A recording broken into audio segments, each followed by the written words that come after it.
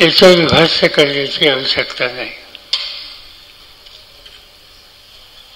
पानिपत ही कादंबरी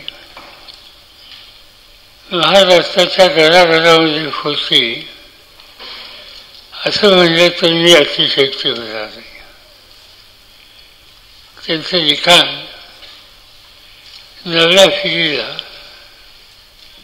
एक वास्तवदर्शी इतिहासाचं दर्शन देण्याचं काम सातत्याने करत असतात. आणि हा जो काही कार्यक्रम त्यांनी हातामध्ये घेतला अन्य बाबू साठेंच्याबद्दल लिखाण केलं, माझ्या मते फार मोठं योगदान हे त्यांच्याकडून झालेलं आहे. अनेक साहित्यिक उत्तम मराठीमध्ये झाले,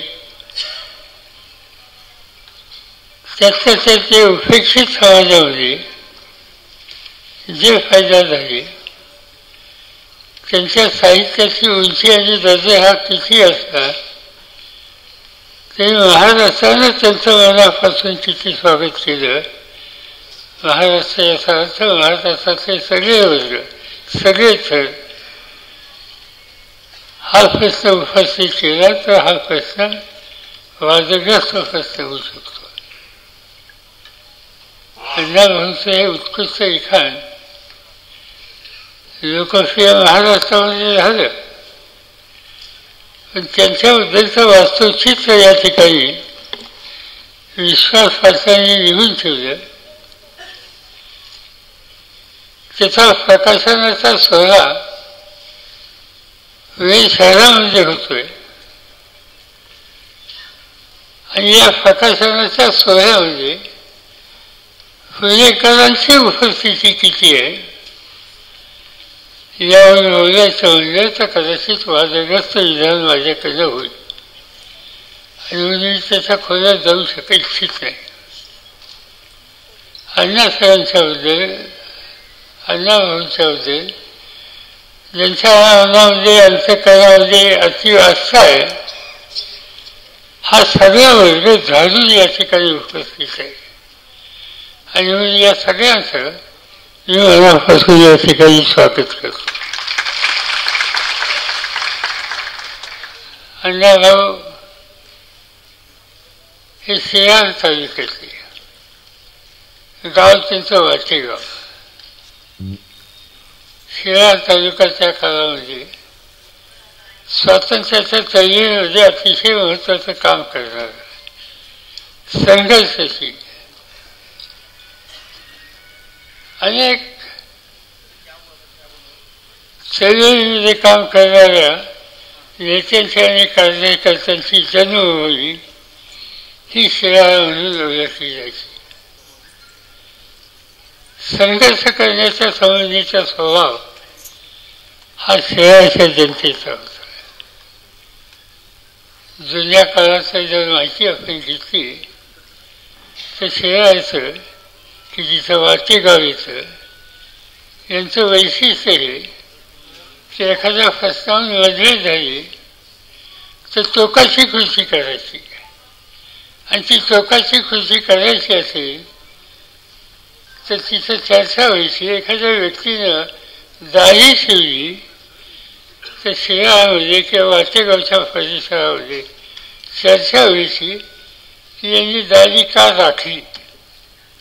दाढी राखली याचा अर्थ कोणाचा तरी त्याला शेवट करायचं, आणि ती शेवट करण्याच्यासाठी ती दाढी राखली आहे, आणि ते काम झाल्याच्या नंतर दाढी करायची.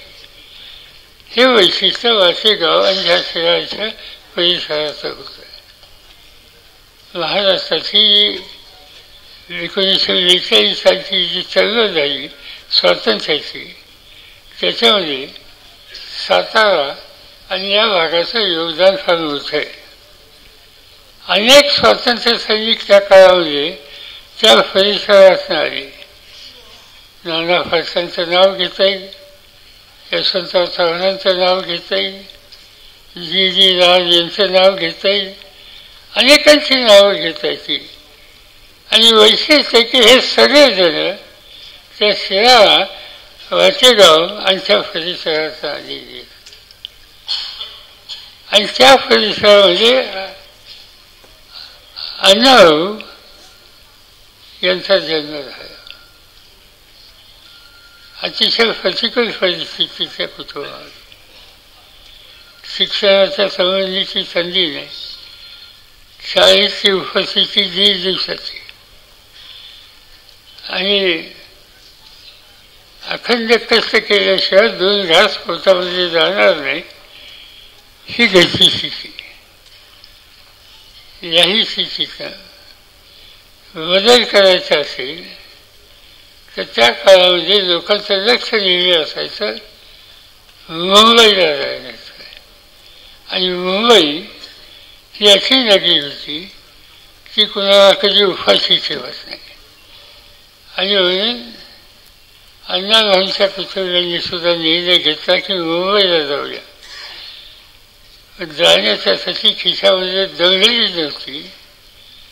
वाटे गावचे मुंबईत चालत त्या ठिकाणी गेले आणि तिथल्या पत्र्याच्या चाळीमध्ये वास्तव्य करायला कुटुंबियांच्या सहित त्यांनी सुरुवात केली. आणि सुरुवातीच्या काळामध्ये गिरणगावच्या त्या सगळ्या भागामध्ये कुठल्या तरी गिरीमध्ये जावं, तिथं काम करावं किंवा छोटी मोठी कामं करावी आणि त्यातनं व्यक्तिगत जीवनाच्या गरजा भागवाव्यात हे काम अण्णाभाऊंनी त्या काळामध्ये केलेलं होतं.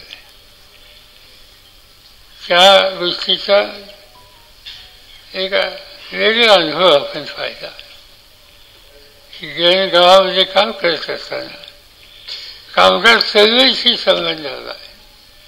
त्या काळामध्ये काँग्रेस दांडे असतील किंवा त्यांच्यावरचे अनेक सहकारी असतील, या सगळ्यांनी एक जबरदस्त शक्ती उभी केलेली होती गिरणगावातल्या कष्टकरी लोकांची. अण्णाभाऊ हे त्याच्याकडे आकर्षित झाले आणि त्या गिरणगावच्या भागाच्या लोकांच्यामध्ये संबंध झाले आणि त्यांची लेखणी ही तिथून अधिक फक्त होत गेलेली होती. त्यांनी लिखाण केलं, अनेक प्रकारचे लिखाण त्यांनी केले. आज फकीरा असेल किंवा अनेक त्यांच्या लिखाणाचे जे काही गोष्टी त्यांनी केल्या त्याच्या प्रत्येक लिखाणाच्या संबंधी प्रचंड मान्यता त्यांना समाजाकडनं मराठी वाचकांच्याकडून मिळाली.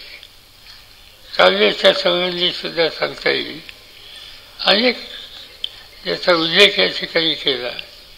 गिरणीमध्ये काम करत असताना घर तिकडं गावाकडं आणि गिरणीमध्येच्या ॲक्सेस आणि त्यामुळे साहजिकच आहे त्यांनी जे एक अत्यंत लोकप्रिय झालेलं गीत त्यांचं, माझी महिना गावाकडे राहिली, माझ्या जीवाची राहिली काहिली. आज त्या काळामध्ये गिरणगावातल्या कामगाराच्या प्रत्येक मुखातून अण्णाभाऊचं हे काव्य सहजपणाने ऐकायला मिळायचं. आज या सगळ्या कामामध्ये असताना ते आकर्षित झाले साम्यवादी विचारासाठी. कम्युनिस्ट पार्टीच्या त्या काळामध्ये तुमचं काम होतं गिरणगावामध्ये, तुमची गमतीची स्थिती असायची. गिरणगावातल्या गिरण्यांचं नेतृत्व काँग्रेस केलं संस्थात्मक आणि राजकीय विचारधारा ही साम्यवादीची. आणि ते साम्यवादाची विचारधारा अतिशय लोकप्रिय होती. अण्णाभाऊ त्याच्यामध्ये आकर्षित आहे. अनेक बैठकीमध्ये ते उपस्थित असत, चळवळीमधल्या कामात सहभागी होत असत आणि त्यांचे लिखाणसुद्धा त्यावर आधारित होत असत. या सगळ्या लिखाणातून अनेकांच्याबद्दल त्यांच्या मनामध्ये आस्था निर्माण झाली आणि अनेक साम्यवादी नेत्यांच्या मनामध्ये अण्णाभाऊंच्याबद्दलचं आकर्षण, आदर हा निर्माण झाले होता. दांडे असतील, आणखी इतर अनेक लोक असतील, या सगळ्यांशी आणि अण्णाभाऊंची हा सुसंवाद होत होता. आणि त्यामधूनच त्यांना रशियाला जायची संधी मिळाली. रशियाला गेल्याच्या नंतर त्या ठिकाणी कोणत्या पद्धतीनं देशाची उभारणी केली जाते असं त्यांनी बारकाईनं निरीक्षण केलं. मग माझी गोष्टी असो, कार्ल मार्क्स असो, लेनिन असो, या सगळ्यांच्या संबंधीची एक अतिशय जवळीकीच्या आणि आकर्षणाची भावना ही अण्णाभाऊंच्या अंतःकरणामध्ये झालेली होती. आणि तेच काम नंतरच्या काळामध्ये करण्याचा ते निर्धार केला. आणि अखेरपर्यंत ती विचारधारा जनमानसामध्ये प्रस्तुत कशी होईल याबद्दलची काळजी ही त्यांनी घेतलेली होती. आणि म्हणून असा एका दृष्टीनं अत्यंत वैचारिकदृष्ट्या स्पष्टता असलेला त्या आपल्या विचारामधला शेवटचा समाजातला घटक असेल त्याच्याबद्दल ते आस्था अखंडपणाने ठेवणारा अशा प्रकारचा नेता, अशा प्रकारचा व्यक्ती होतो. म्हणून आपण सगळेजण अण्णाभाऊंच्याकडे बघतो. असा अतिशय आनंद आहे की विश्वास वाचताना अण्णाभाऊंचा संबंध ही लेखाजोखा भाषिकांच्या मराठी भाषिकांच्या सोबत अतिशय उत्तम रीतीने ठेवले. त्यांच्या जीवनाचा सगळा सारीफच हा त्यांनी अतिशय सफाईदारपणानं उघडून आपल्या सगळ्यांच्या सोबत ठेवला की ते अन्य भाषेमध्ये ते रूपांतर झालंच पाहिजे. साहित्य अकॅडमीचे प्रमुख या ठिकाणी आहेत. माझी खात्री आहे की अन्य भाषेमध्ये हा सर्व विषय अण्णाभाऊंचा प्रस्तुत करण्याच्यासाठी त्याचं भाषांतर होईल. आणि महाराष्ट्रातच नव्हे तर देशाच्या कानाकोपऱ्यामध्ये विविध भाषेमध्ये अण्णाभाऊंची विचारधारा पोहोचेल. आणि अण्णाभाऊंची एकंदर साहित्याच्या क्षेत्राची जी उंची आहे ती सर्व देशावर पोहोचेल अशा प्रकारचा विश्वास या ठिकाणी बाळगतो. राहता राहिला प्रश्न की अनेक दिवसापासून अनेकांची मागणी ही आहे की अनेकांना त्या ठिकाणी विविध प्रकारचं पद्धत दिलं असतं. भारतरत्न ही देण्याच्यासाठी अण्णाभाऊंच्याबद्दल मागणी करावी लागते ही सुद्धा गोष्ट चांगली नाही. राज्यकर्त्यांनी या संबंधीचा निकाल आधीच घ्यायला हवा होता. पण निकाल घेण्याच्या संबंधीच्या ज्या पद्धती आहेत त्याची माहिती आम्हा दोघांना सुद्धा आहे.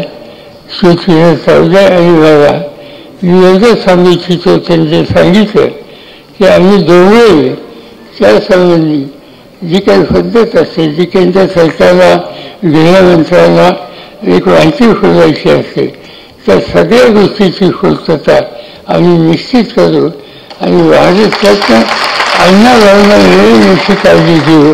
आणि त्याचं महत्त्वाचं कारण अण्णाभाऊंना महाराष्ट्राचं देणं त्याचा अर्थ अण्णाभाऊंची प्रतिष्ठा नव्हे तर भारतरत्न पदाची प्रतिष्ठा ही वाढती राहील. आणि त्यासाठी अशी गरज आहे एवढंच या ठिकाणी सांगतो. आणि अण्णाभाऊंच्या दंडविधी दास्तान हे या पुस्तकाचं जे काही उत्तम लिखाण विश्वास पात्रांनी केलं त्याचं प्रकाशन झालं असं या ठिकाणी सांगून जाहीर करतो आणि आपली घेतो. एबीपी माझा, उघडा डोळे बघा नीट.